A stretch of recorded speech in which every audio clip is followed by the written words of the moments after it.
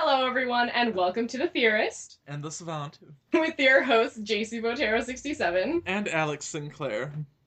And we are taking a look at the epilogue of Revelations today. And we actually have a special guest on the show, and it is our very own AnimeCujo. Hello. Hi. It's so good to have you on the show. Thank you for having me. Of I'm so course. I'm always bowled over by these reviews because I can't believe people got together and actually decided to make reviews of a story that I wrote. That's just I can't. It's like, boom, like mind blown. I don't even know what to say. For someone who writes, I don't know what to say. Oh. I'm glad we could bring some joy to you every other week. Yes. Oh, yes, That's you true. do. Thank you so much. And you're like amazing. We love your Oh, stories and the way you word things and double entendres and what else? I like to Help make me it here out. difficult for you. I like to make it difficult for you to have to like actually read things. Like how much alliteration can I stick in a sentence? Like Oh really? yes. Oh, I love I love alliteration. that too. I know it's always fun reading like the tongue twistery parts. I don't mean I it to be that way. It just comes out of my head that way. Like I really don't do it on purpose. It just flows like that. Yeah, no, it does. It does. It's awesome. What was the other thing I was gonna say? Oh, I guess Celium. Every time you spoil me with Celium. Yes, so much Celium. I So know. much Celium and little wishings of Celium going on in that story. Like it was, but I was the one that started the Celium thing. It blossomed because of Black Rose Eden, and she started it. Yes, Um, that's true. and it just you fan the flames of that with your heart's desire, and now look where it's gotten you. It's gotten a collaboration, for crying out loud. So Indeed, it's a growing fandom. I know you're gonna have to like it's gonna have one of those like its own like little hashtag and stuff now that like 'cause, I created that, when you yeah. post things online it lets you pick like the shipping pairings like Yes. Girl and William and Sebastian and Ciel and Eloise blah blah blah. Well, there isn't one for Spears and Ciel, but watch it, there will be. It's coming. I know. I've started using that hashtag Celium, so we'll see I like the hashtag. how many I more really people like I can get to use it. Well, you Okay. got 4, so. It's true. Yes. People So really like it. People really like, I mean, they really like the Cielium pairing. I mean, they really do. I think it's because nobody ever really thought about it. I know it's really interesting. So thanks to Black Rose Eden who introduced us to Yes, thank you very much. She's All right, she's really happy that like she was able to give such joy to people's lives by putting those two unlikely characters together. It's so funny, we're always talking about how Ciel is the only character that pairs so well with every other single with character everybody. in It's like a Kuro. little black dress. He goes with everything. It's true. There you go. You need a little Wear black everything. dress and a Ciel in your life. You can and wear then him to you're any. perfect. Yeah, you can wear him to everything. You can do him anyway. You can do him everywhere. Exactly. Yes. Okay, so before we start the actual review, because I mean, I have my list of questions toward the end, but I just thought of one that I meant to write, totally forgot to. So I guess my question was kind of, was it my fandom, like my, how to say this, my fangirlness of Celium that got you to write in the exorcism scene and, when Spears got possessed, or like what brought that about? Um, yeah, that arc was originally not supposed to be in the story. That appeared about halfway through. I decided to write that. I think all of my stories start out with a scene in my head, and it's always a smut scene. And what I do is I told you guys this before, and I've told other people, but I take a smut scene that I really really like, and then I build a story around it. And I try to make the story plausible just to that scene, and that's where all the stories come from. So that's why the build up and everything gets so intertwined. And then by the time they do it, it's like, oh, well, that's perfect sense. Of course they would do it. I think it was at the gym, and I had a thought in my head. It was the scene where they're in the room and Spears is possessed and he's feeling him up. And I was like, that is really wrong. And that is just perfect.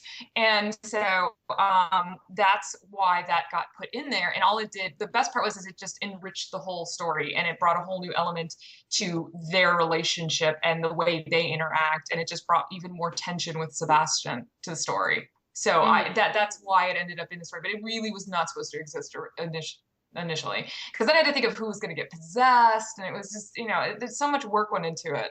It was an incredibly brilliant scene, and I'm really glad that it was added into the story. Same. I'm glad you liked it so much. No complaints. Well, no, I know Jocelyn's like, oh yeah, I'm so happy. I wish it went further. Jocelyn was like, I seriously was like that. I was like, damn it. Jocelyn was like reading it, and she's like, close my blinds, get my glass of wine, light a cigarette, She was, oh my god. I'm just saying. The internal me, yes. Your internal fangirl is just like smoking. She's like, right.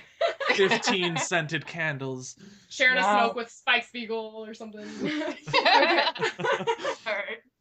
Okay. So I guess we'll go ahead. So Alex and I have some quotes from the epilogue. We're gonna, share kind of reactions to that, and then we'll proceed with more questions. Okay. Feel free to put in any input if you want. So really quickly, I do have a question before we start. Yes. I did want to know what your inspiration for the entire story was. Like, how did you come up with the idea, and then what was your process of kind of developing it into a fully fleshed out 50-something chapter story? It was never supposed to be that long.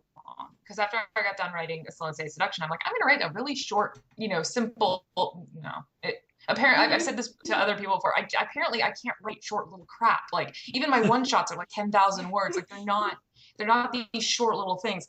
My inspiration was, I read a lot of fan fiction, and I've read a couple angel, demon, Koro, Shitsuji stories, and they've always left me kind of wanting, either plot-wise or the depth of the plot or how they hook up. I mean, they've all been really, really good, but I kind of wanted to really write a really in-depth one that really got into the history of the Catholic Church and try to make it as plausible as possible. Like, I know it's an impossible story, and I know it's supposed to be spiritual, and it's supposed to be made up, and it's fiction, but I wanted to give it that element of, like, you look at it and you're like, oh, well, that makes sense. Like, the scene where Ciel, he gets his wings. Like, I wanted that to be really, like, just, it's the birth of something. It wasn't just like, poof, they were there, he had wings. It was painful, and it was hard, and it was like connected to bone, and it was tissue, and so that's really why I wrote it. But it all started with the, I remember I was actually up in Lake Placid walking around, and I was like, I want to write this scene where Sebastian does Ciel on an altar. Like, I wanted our church. I was gonna guess that was the scene. I want it really, really wrong, and it kind of it developed from there. So that's kind of what started with the inspiration of the story. So okay. I was gonna guess it was that love scene. It's always that scene. That love scene was beautifully, incredibly wrong in all the right ways. But beautiful. Wings, it's all the wings. That's what does it. Yes, it's true. It's not the same without wings. No, it'd be boring. If you just had him boinking him on an altar, no one would give a shit. But the wings and the flying around and the kicking the crap out of each other, it's fantastic. I know it's like that whole like breakup to makeup kind of element to it, too. Yeah, because like they're about to fight and kill each other, and then bam, like they suddenly just like start doing it, and I'm like, ah, cool. I have no complaints. Altar. Come on. I mean, really, how many taboos have I not crossed over into at this point? That's true. You have no rules for the rest of your stories. You've broken pretty much anything. Oh, no, I have rules. They'll be trampled. Good, I hope so. Oh, Alex. I always can count on you for something that completely destroys any form of rulebook and throws it out the window. I try not to be predictable, and I think it's funny because I write stuff, people are like, I never saw that coming, and I'm like, really? Because I, like, in my head, like, that's where I logically would have gone. It's so funny, we're like that all the time, because we have all these ideas, and then we're like, she's probably not even gonna, this is nothing, it's probably some crazy out there thing that's gonna make no sense, and then all of a sudden it makes sense. I know, I can never guess anything. I'm like, no! I'm so glad that it makes sense.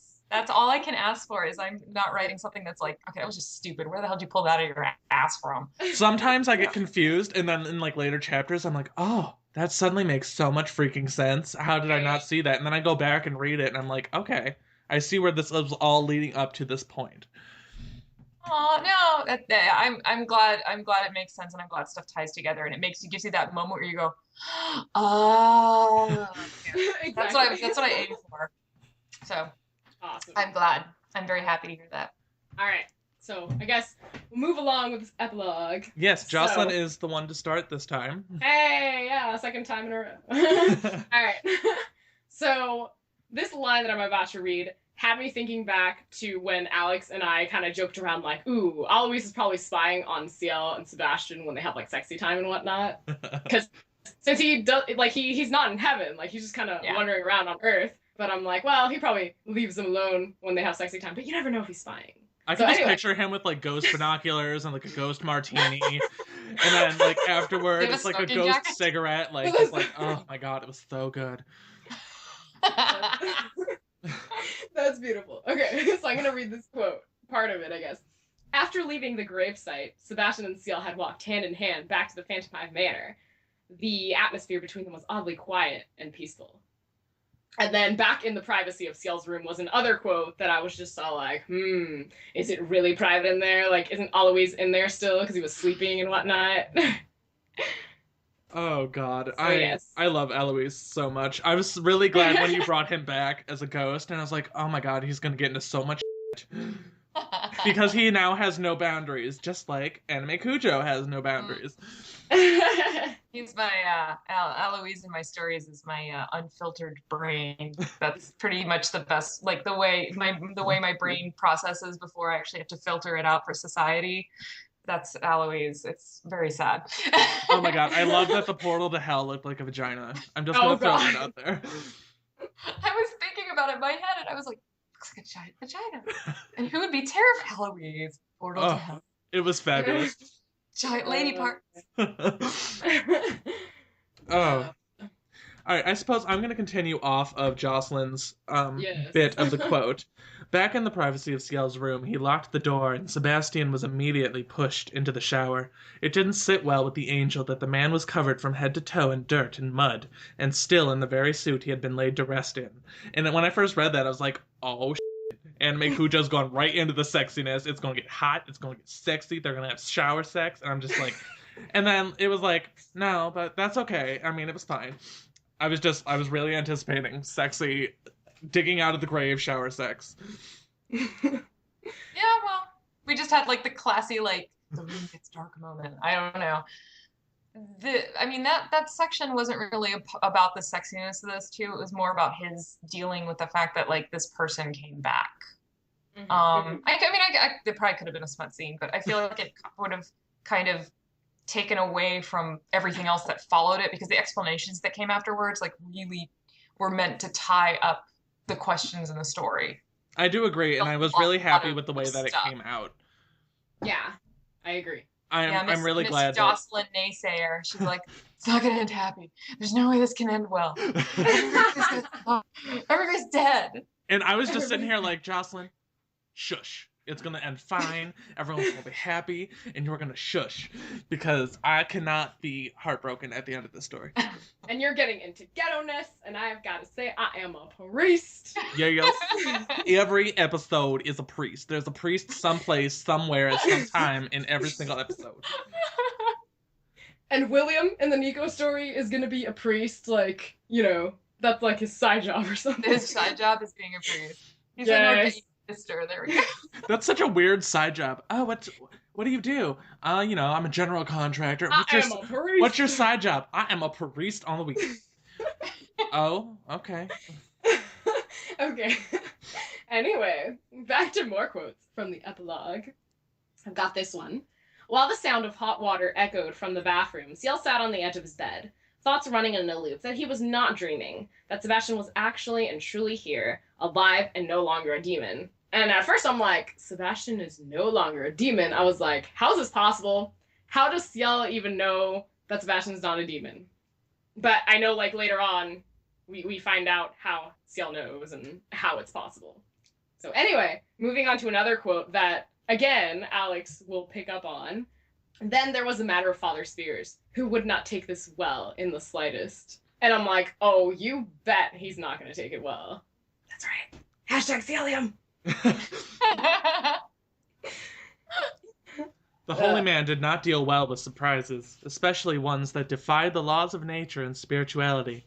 And I was like, I would pay good money to watch the Father Spears breakdown. You know, get some popcorn, get a drink, and just watch him completely have a meltdown because he's just sitting there like, the f just happened? We put you in the ground over there by that tree, and now you're here and having sex with the guy that I was going to hit on because you were dead. That is beautiful. Follow all my plans, Sebastian. Alex, I love you. Love you. And now you're human, so I can't hate you, piece of shit. Yeah, now he has to like give him confirmation and stuff, and he has to like take confession.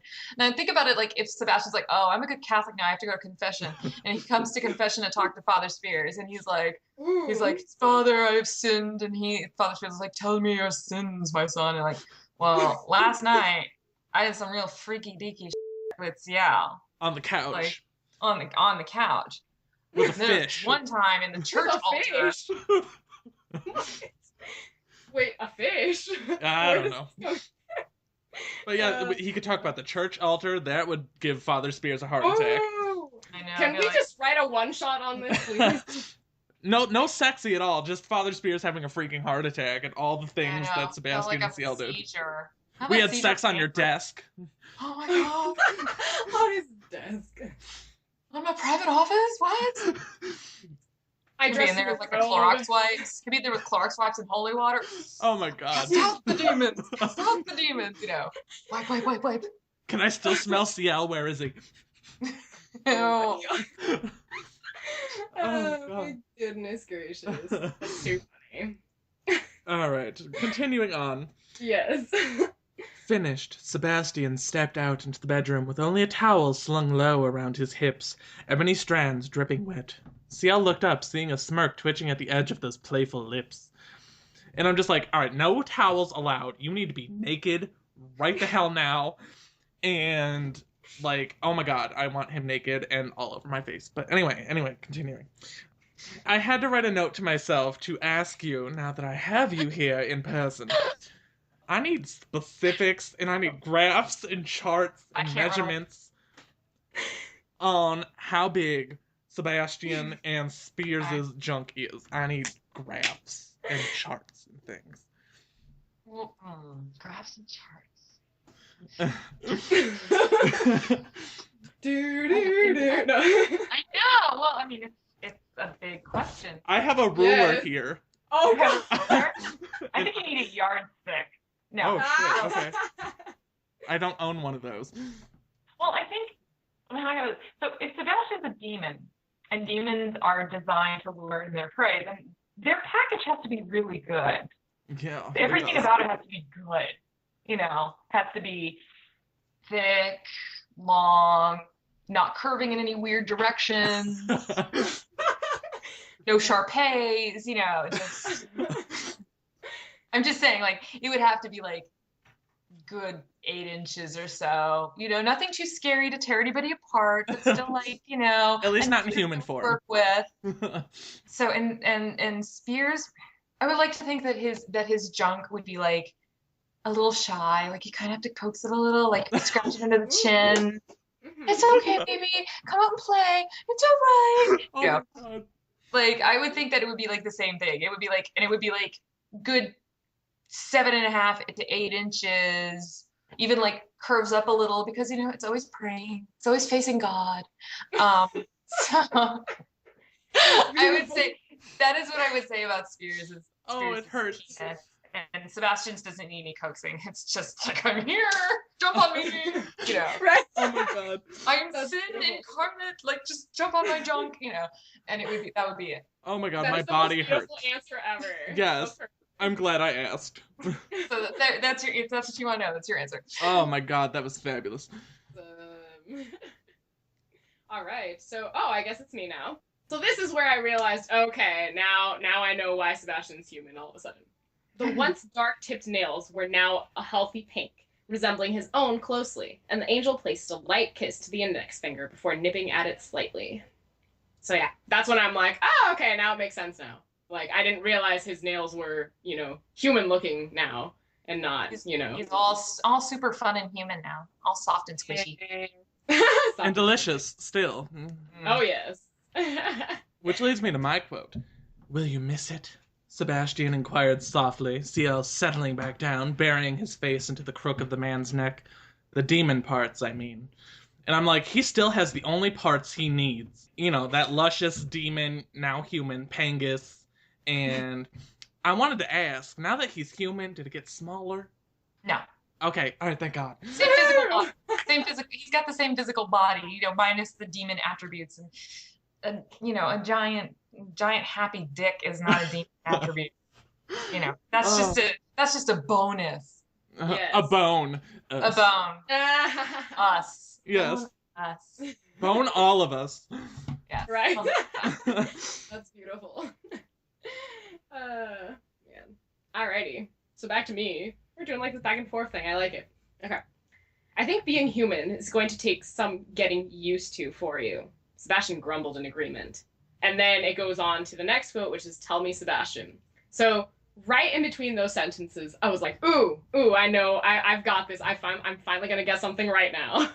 So I put that basically God probably had a conversation with Sebastian, and, you know, God was like, would you give up everything and your demon nature to be with the man you love? And Sebastian would have been like, yes. So no that was, pause like, or anything, my just guess. a badass, like, you got this, God. I'm gonna do this. I love your ghetto-ness. It's I know. beautiful. It's so fabulous. I need to work on mine. Otherwise, I would read this next long bit with ghetto-ness, but I can't do it. So I could do it for you if you would like. do it, yeah, because we're sharing the same quote anyway. All right. Okay, go for it. He said, Sebastian paused, mouth pressing into a thin line as he recalled the events, that what I had given up for you, my life, my loyalty to Satan, denying my very existence, surpassed the boundaries of love and spirituality. By doing so, I had allowed you to still battle the forces of hell, and that kind of got a little preachery.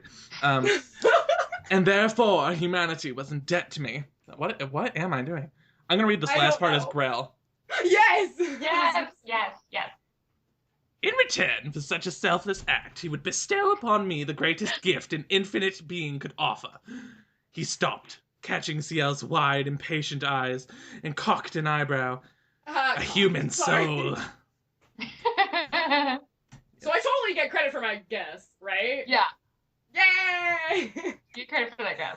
10 Cujo points to you. Yay! Cujo points? Yes. We're now assigning Cujo points? Oh my God. Apparently. Awesome.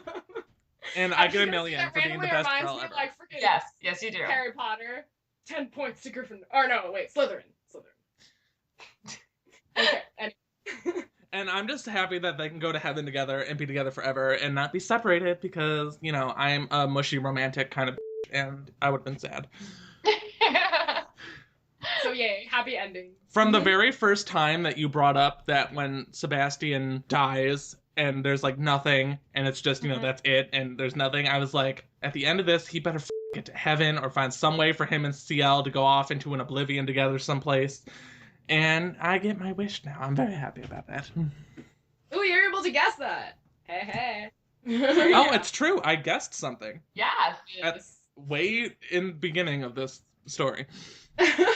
You knew early on what was going to happen. I don't know why you bothered reading the rest of it if you knew that was going to happen.